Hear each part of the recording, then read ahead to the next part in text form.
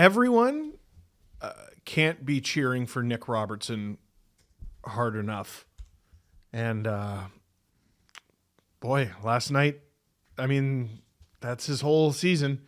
Like, he hit the post. That's him being nervous. I understand. Like, I think the puck is going to start going in for him, and it'll be rocket fuel for him, and he'll be able to ride that for a little bit.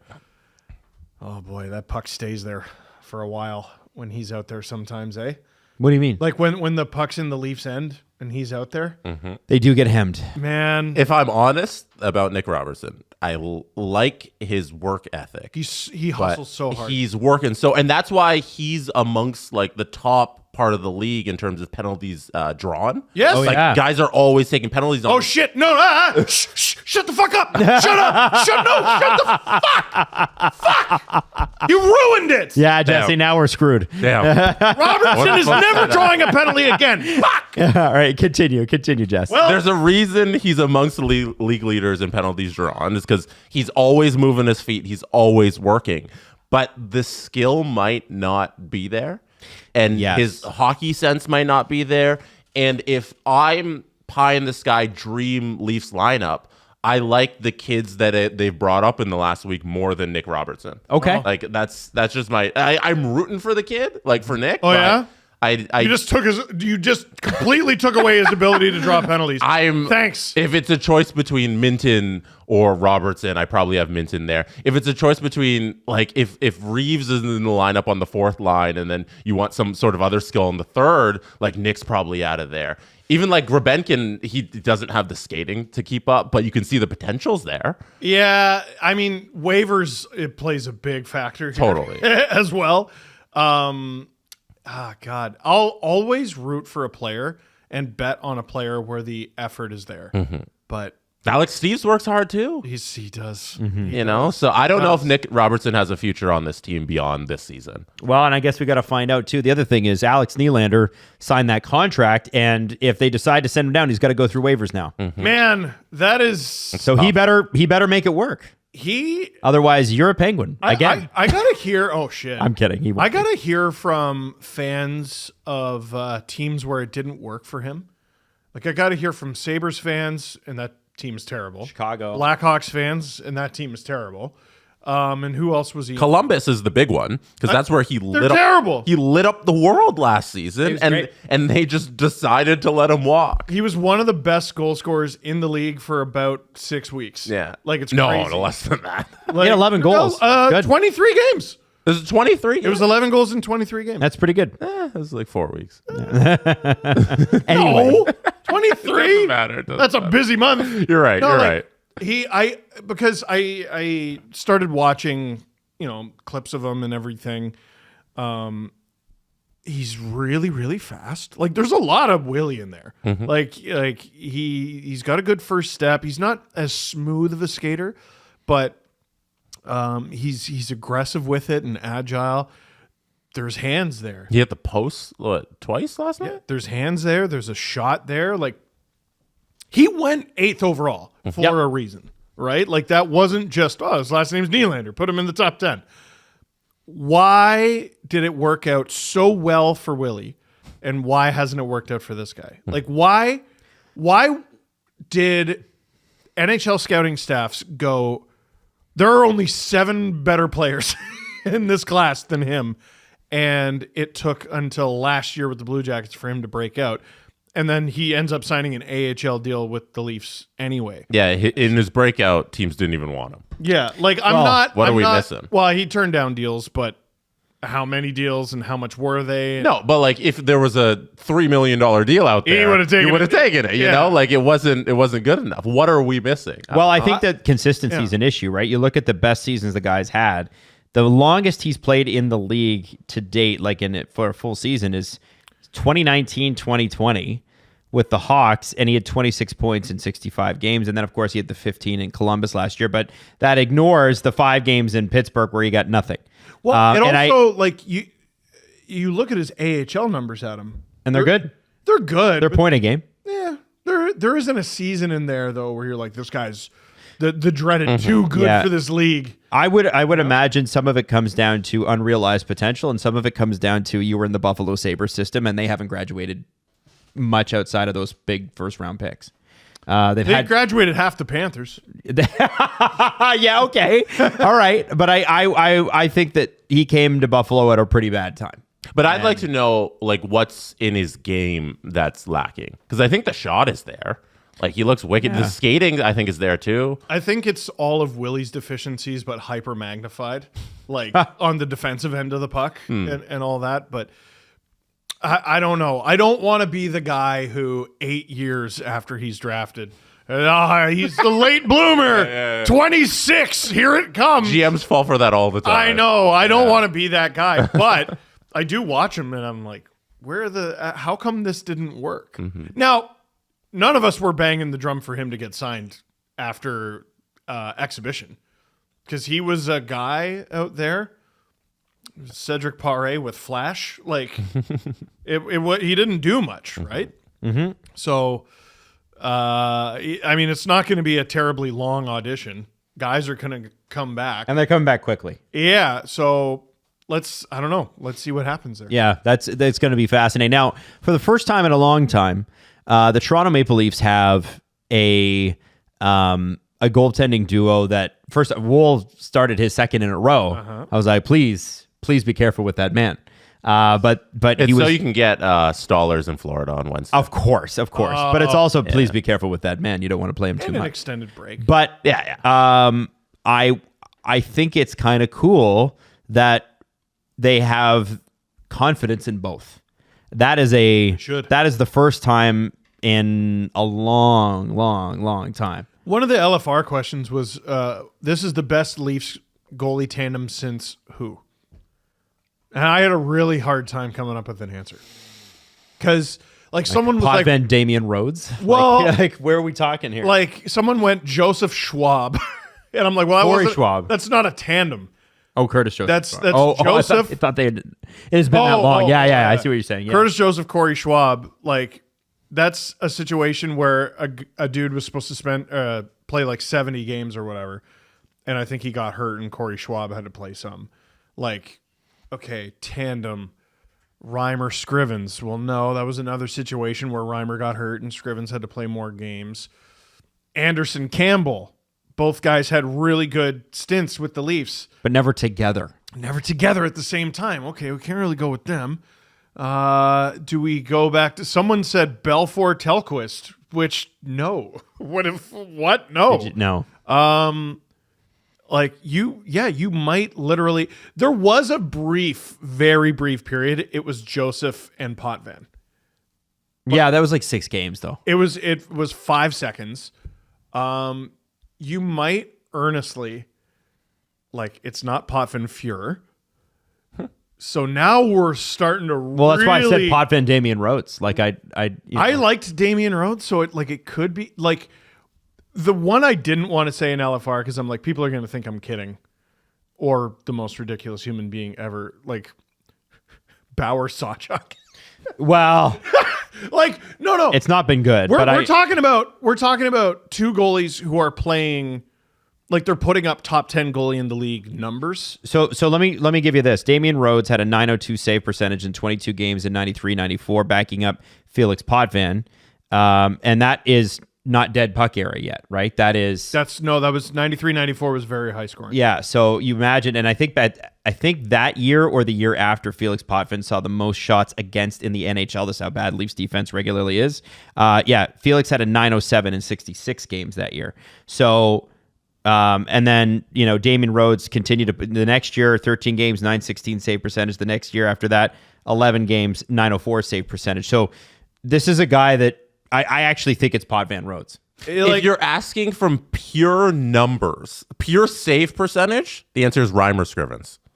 Wow. Yeah. If we're going the 13 season, Reimer Scrivens, Reimer was a 924. Okay. And Scrivens was a 950. Yeah, you know what? You should trade for a starter the next year, yeah.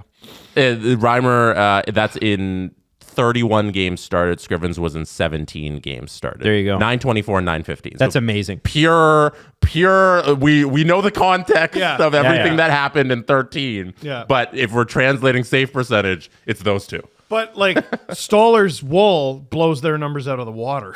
Yeah. Right? So they have to keep it up in order for this to even be a conversation. Wolves played like 7 or 8 games. But like every night, the blood pressure is nice and low. Like it's to the point where the only reason to care who the Leafs are starting is for fantasy. I don't care. Mm-hmm. Do you? I don't. Stolarz is really good. I like him a lot. Yeah. Well, Bull's really good. I like him a lot. All right. Like I do not care. Yeah. I don't care who's starting. Yep. And that's nice. It's been a very long time since that's been the case. And Steve, you're wondering the next season when they trade for a starting goaltender. Bernier and Reimer weren't too bad either. 9.22 for Bernier and a 9.11 for James Reimer. No one remembers that Bernier was actually pretty good when he started. Fantastic. But that team fell off I think that was which was the 18-wheeler? No, the 18-wheeler was, dude, they were so shit. We don't need to. I know. We don't need to. They were bad. Okay, moving on. Oh. I just don't want. I don't want to go back there. I can't. I simply can't. I don't know. I simply can't yuck my own yum. Yeah. Because that's what we're doing. Why would we go back? It's like, oh, I'm in such a great relationship. I need to think about my ex. McElhaney and Anderson. Anderson was a 9.18. McElhaney was a 9.14. Oh, wow. That might Great, Tim. be the answer. That's 16, 17. And next year, they were like, hey, you know what, Curtis? Get out of here. Why don't Get you go out. join the Lightning? What have they ever done? How about this one? In 17-18, Anderson is a 9.18. McElhaney is a 9.34. He was so Wow. That's good. probably the best one. He was so, but that, like, again, I wouldn't call that a tandem at all. Like, that's Anderson and McElhaney starts every now and then. Yeah. Like, this is, I think you got 15 games. they haven't split it like this for a long time. Right, a true 1-2. That's why I went back to Bauer A and Sawchuk. B. Because, like, they're like, okay, we have 2 former Vezina winners. We're going to have them split it. Also, they're old as shit. Like, they're so old. And let's win a cup. The Leafs are weird, man.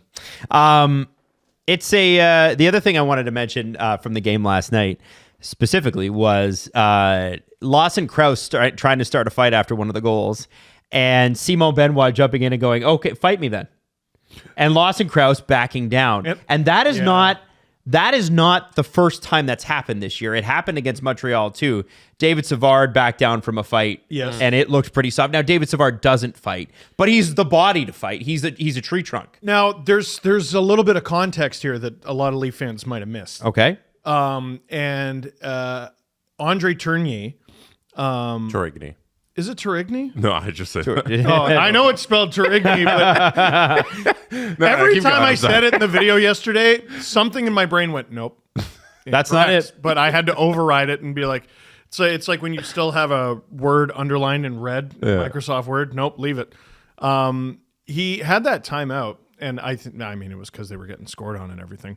But earlier this week, you think it was still less than a week ago, Tom Wilson, who's a great player, but every now and then reminds you he's a little psycho. Yeah. He got into like a grappling match with Krause where Krause is on the ground and he like slammed that dude's head into the ice like 3 times. It was bad. Like I'm surprised. I'd be more surprised that nothing came of it if it weren't the NHL, although we should give them their player safety video props a little later in this episode. So that's Krause getting smacked around and Utah not really doing anything about it. Now it is Tom Wilson. It's a really tough customer. Last night's Leafs lineup didn't have that. But I think part of the reason we saw it get so chippy and nasty is because Utah is not just struggling to put like wins together here. They're getting pushed around. Mm-hmm. And they can't have that. So that's why I think all that happened last night. But well, if you're going to start a fight, you should start a fight. If you're going to start a fight, you should be ready to fight. And I understand not wanting to do it. I completely get it. Well, and that's not a great trade either. No, it's not. Especially in a game Benoit that you're Krause? losing. Yeah, no. In a game that you're losing, that's not a great trade. But what I liked about it, forget about the Lawson Krause angle for a second here and the history there. I liked that the Leafs stood up, and it didn't have to be a star player. They're totally different. It was just, it was like, oh, wait a second. And it goes back to Matthew Nye saying to whoever it was. Pasternak, go me. And then Pasternak turning away going, and then Matthew Nye's going, I knew you wouldn't. That's what I thought. And that is something that never used to happen. There is an attitude with this team, and you can see the confidence, and it allows. What happened next round, by the way? What with the Pasternak? I don't know. He fought Matthew Tkachuk. And? Well, I think, like, obviously the Bruins win that series. Obviously he scores the Game 7 overtime winner. He's feeling really good about himself. But he's thinking about it? He backed down from a fight. Yeah. He didn't back down from that one. Now, you take Matthew Tkachuk off the ice, it's a little different than taking Matthew Nyes off the ice, especially a really young one. But I just wonder if there was a little something in the back of his head after that. Oh, well, maybe. I think, speaking of the Leafs, though, I just want to get to the point where, you talk about Mitch having an edge to his game. Well, he can now. He's allowed to. If you know that you've got guys who are going to step in and go, no. No way. And not a designated, like, bodyguard. Right, who can't keep up with the big stars. Like, no offense to Kyle Clifford, but he was never going to get more than 7 or 8 minutes a night. Dude, it was 5 or 6 years where they were like, we're tough now. This one person is why we're tough. Nope. It's the whole damn lineup. It's a bad time. The other thing I think is worth mentioning is that obviously we know, and we gave our flowers to the Tanev McCabe pairing, right? But I thought this was interesting as well.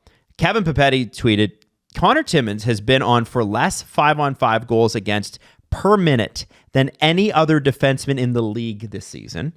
Benoit is second. And the McCabe-Tanev pair is also shutting down lines night after night. It's nice to have two pairs that are playing shutdown minutes. And listen, are those minutes the same as McCabe-Tanev? No. But do they need to be? When Hakanpää's back, OEL is the one who sits. Yeah, right. No, zero shot. Isn't it great that, like, I think it's very interesting how this is all played out. And there were people at the beginning of the year who were ready to, well, Benoit's clearly the guy that's got to go if Timmins is in and whatever.